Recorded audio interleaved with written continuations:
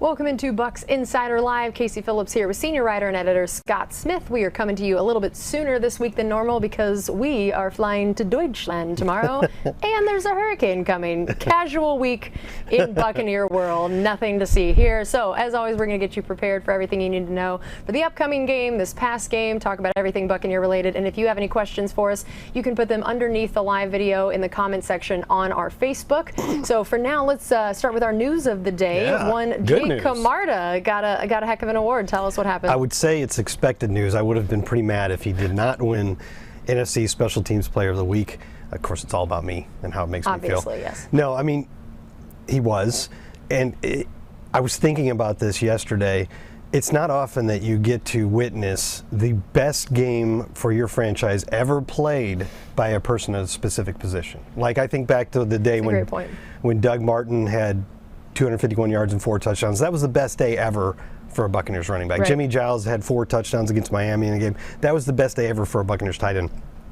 It's not arguable. This was the best game that a Buccaneers punter has ever had. And it's not just statistical, because his ability to win the field position battle for a game that was just a grind the whole time and had 15 punts and like 15 combined 3-and-outs.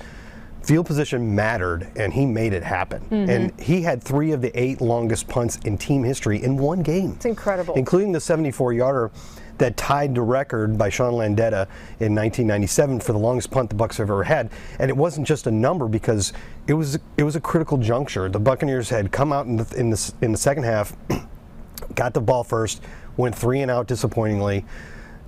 Did manage to force a punt, got the ball, went 3-and-out again disappointingly, and then while trying to get the punt off, committed 2 penalties. And so you're going, oh, we're just backing up. Yeah. But I'll tell you this much: he hit a 57-yard punt, but we committed a penalty on the punt.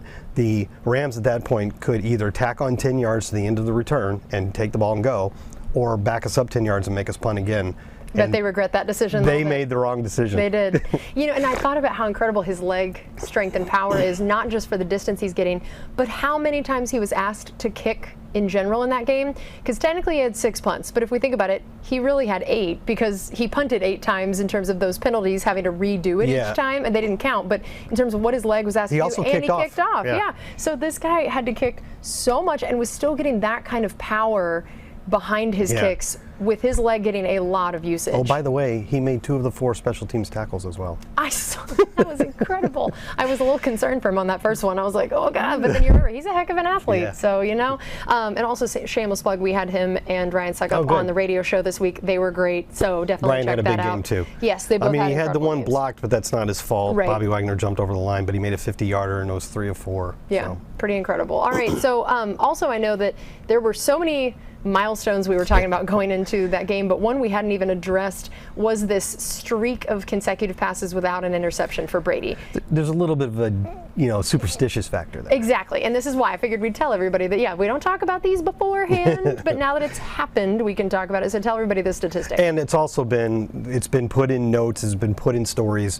We're not the ones breaking the seal here. Okay, so Tom Brady hasn't thrown an interception since the 4th quarter of the Week 1 game against Dallas. It's incredible. And that is a streak of 373 passes. Now think about Tom Brady's career. This is his longest streak of passes without an interception. Now, 23 seasons into the best career ever for a quarterback.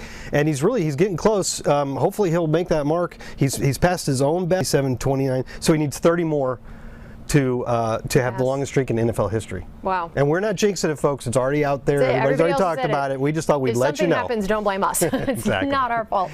It really is incredible. And I think just overall that the turnover and lack of turnover thing has been so interesting. It's weird. It's very bizarre. Now, what is it, 5 games the defense has not produced a turnover? 305 game minutes. It's just, it's never happened before. It's the first time in team history it's ever happened. But then I will say that if you're going to have that statistic, at least you are not turning it over on the other side of the ball. We have 1 turnover as the Buccaneers do during that same span, and it was actually on special teams. So the offense has also not turned the ball over in 5 straight games. Yeah, it's incredible. And of course, as we've been talking about Brady and the things that he's very good at, last minute drives. The guy knows a thing or two about that. And just explain a little bit about how incredible this end of the game was, what they were able to do and produce there. Are we talking about the win probability? Yes. Stuff? So if you have you seen win probability charts? Yes, I love them, especially after a game ends where they show a team was like, you had every chance to win. I was they're like these horizontal charts. Okay, I'll explain this first. According to the win probability chart, after the Bucs, that 4th down on our penultimate drive was incomplete. They gave us a 5% chance to win. This is based on thousands of historical occurrences and what has happened with them. It went up to the Bucs had to get a stop on defense or they would have run out the clock. So get the ball back at the 40, it's 10.2%, and then Tom Brady starts making plays, and you can see it just go up. K-Dotton, even as big of a play as K-Dotton's 28-yard catch, it only put the win probability up by about 5%. But then Scotty Miller makes his 2 catches, and now all of a sudden we're at 32.2%. And then the penalty on Darian Kendrick against Mike Evans in the end zone makes it 1st and goal at the 1, and now it looks like we have a 2/3 chance of winning. And then after we score, it's not quite 100 because there was 9 seconds left, and there's always could a happen. chance. Yep. But it was pretty amazing. Those charts are very interesting because they got the line down the middle, and they have one team on top and one on the bottom, and the line goes up and down, and okay, they have a 60% chance. Okay, now they have a 60. This whole thing was like this, and then it went whoop all the way up to the Rams, and then whoosh, down in just 35 seconds. That's so ridiculous. And so what were some of the big takeaways for you offensively for the team this last Sunday, and the things that you knew that they've already been talking about and working on, and how many of those did we see improvement? Where do we feel like they're still working, kind of as you take a look at that game as a whole? Because of course wins feel like they cure everything, but it doesn't mean that everything necessarily was fixed. And the one good thing that was better was 3rd downs. The Buccaneers were something at 42.9%, which still isn't as good as they were last year, but is a big improvement over what's been happening.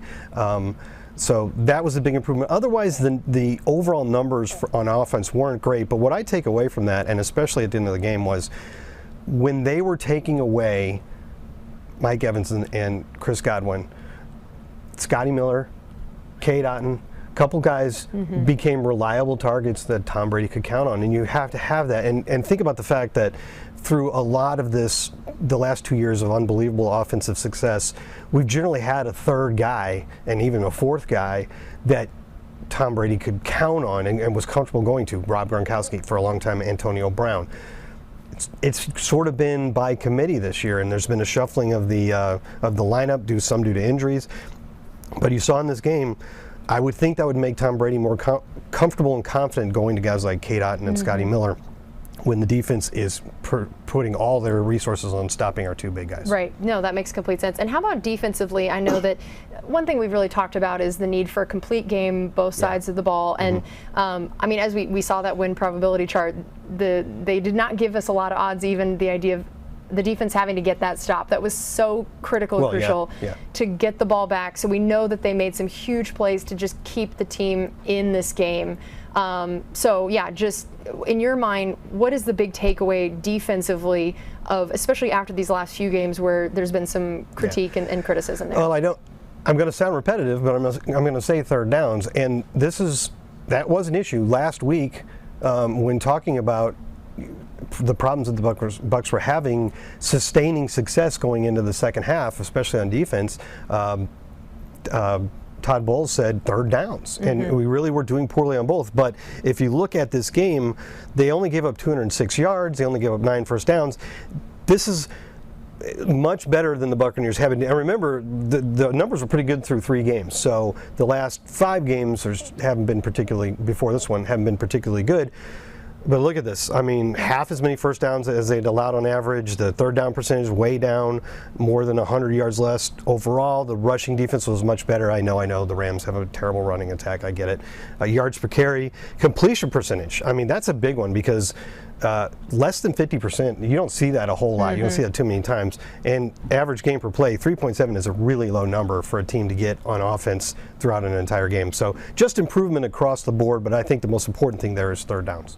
And so for you, looking at this next week, it's so interesting as we always talk about the schedule when it comes out at the beginning of the year, and we start picking what we think are wins and what we think are losses. And this has just been such a weird year across the league, and even specifically the Bucs schedule. I think if we'd said, you know what, they're going to beat the Cowboys, they're going to beat the Saints, they're going to beat the Rams, and we just said that, you would think their record would be very different than it is now.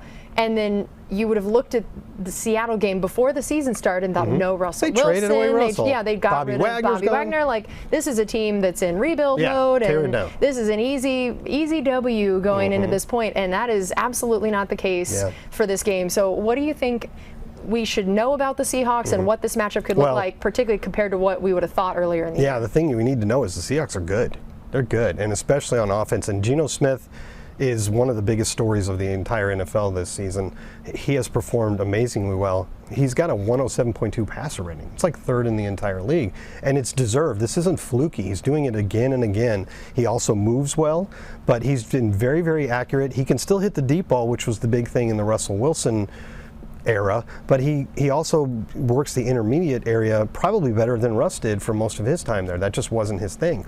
So it's a tough offense to defend. You know, they used to have Russell Wilson throwing to DK Metcalf and Tyler Lockett. Well, they still have Metcalf and Lockett, and those guys are fast. Metcalf is not only fast, but he's huge. Yeah. It's a tough challenge. They have 3 tight ends they use a lot. Not only did they get rid of Wilson and Wagner, they let both of their starting offensive tackles walk in free agency, and then just drafted 2 guys and stuck them in there, Charles Cross and Abraham Lucas, and they're doing great. So it's a challenge. Now, defensively, they started out the season really, really badly, probably gave up the most points through the first 3 or 4 weeks, but the last 4 weeks, they've clamped down, and they have one of the best scoring defenses in the league. Rookie cornerback Tariq Woolen has been awesome, so they're just getting a ton out of their young guys, and it's really working out well for them. All right, well, that is going to do it for us on this edition of Bucs Insider Live. Thank you so much for being with us. And again, we are flying out with the team to Germany on tomorrow, and so definitely stay tuned for all the coverage going on in Germany of the game, the post game. We got a lot of fun things that we're trying to do out there in Germany, some fun videos, some fun events, and of course all of our normal practice coverage, press conferences, all of that. So stay tuned to Buccaneers.com, and we'll see you next time.